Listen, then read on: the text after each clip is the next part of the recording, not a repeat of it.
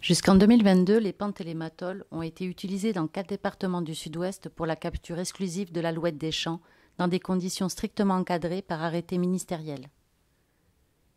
En octobre 2023, une expérimentation de capture d'alouettes des champs au moyen de pentes et de matoles à des fins scientifiques a été mise en œuvre par arrêté préfectoral sous le contrôle de l'Office français de la biodiversité. L'objectif est d'évaluer la sélectivité de ces modes de capture ainsi que de vérifier le cas échéant l'état des espèces autres que l'alouette éventuellement capturée au moment de leur relâcher. L'ensemble des alouettes capturées ont aussi fait l'objet d'un contrôle individuel avant d'être aussitôt relâchées, de même que les 4 appelants par installation utilisées lors de cette expérimentation. 4 installations de pente et une de matole ont participé à cette expérimentation entre les Landes et les Pyrénées-Atlantiques.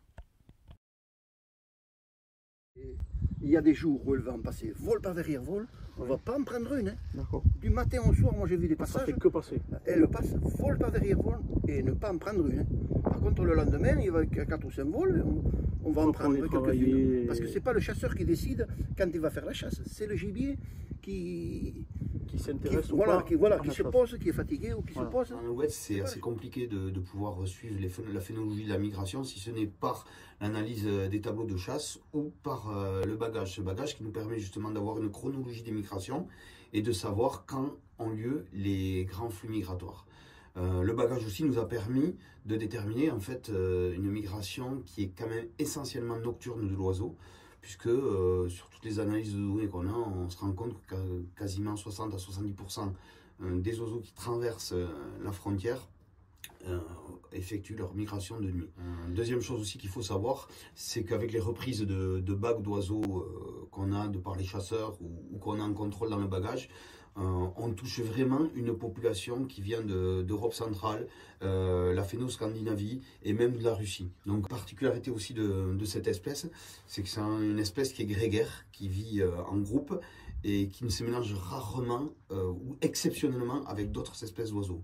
C'est la particularité de cette espèce-là, au même titre que les colombidés hein, qui volent ensemble, pigeons palombes ou pigeons colombins, les alouettes des champs ne volent qu'entre elles. Donc il est extrêmement rare de voir des chardonnerets, des pinsons des arbres mélangés avec elles.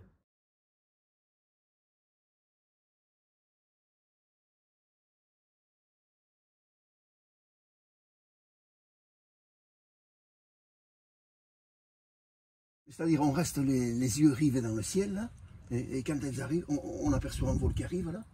On les reconnaît, nous, à la taille de l'oiseau, c'est plus petit que la grive, c'est plus gros que le pinson, et on reconnaît l'alouette, hein. Depuis des années qu'on chasse, on reconnaît cette alouette. Voilà. Et après, on la siffle, on la fait venir. Voilà.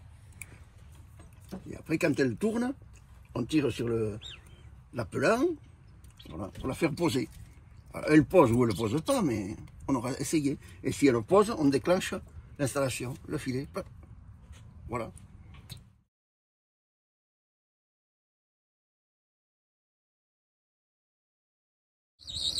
Allez, on y va.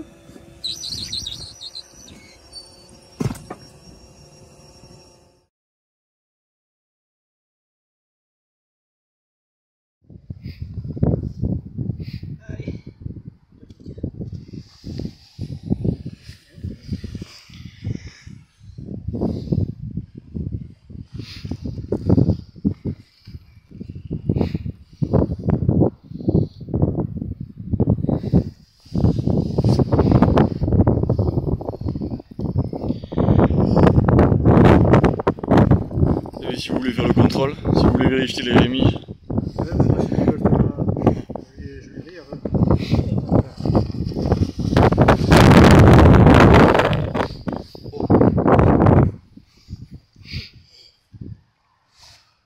Tu as revu le truc de l'OFB côté comme ça. Avec le poulet.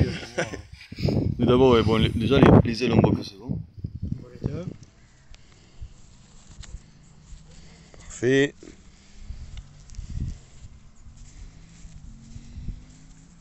Les rectrices.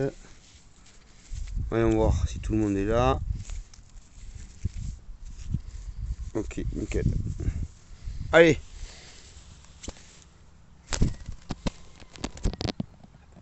Donc on va relâcher aujourd'hui, dernier jour d'expérimentation, nos appelants. Donc analyse des ailes, nos 4 sur l'aile droite. oiseaux, Ici non plus, toutes les remises primaires sont présentes. les câbles, Ceci, les rectrices.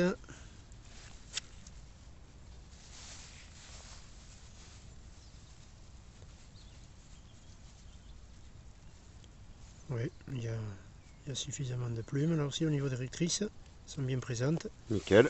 Voilà.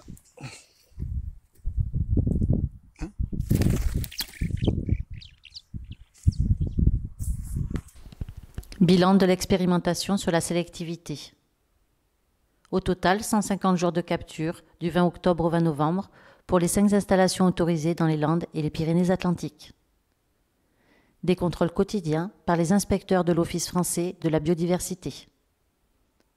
484 alouettes capturées sur les 3000 autorisées. 0 capture accidentelle sur les installations de type pente. 7 captures accidentelles sur les matoles. Les 7 individus de bergonnette grise et de pipite farlouse capturés ont été relâchés sans dommage après contrôle. L'expérimentation menée confirme la très forte sélectivité des pentes. Les FDC 40 et 64 remercient chaleureusement les pentailles qui ont participé avec le plus grand sérieux à cette étude. Aujourd'hui encore, la plupart de ces techniques de chasse dites traditionnelles demeurent en réalité très méconnues, tant sur la forme que sur le fond.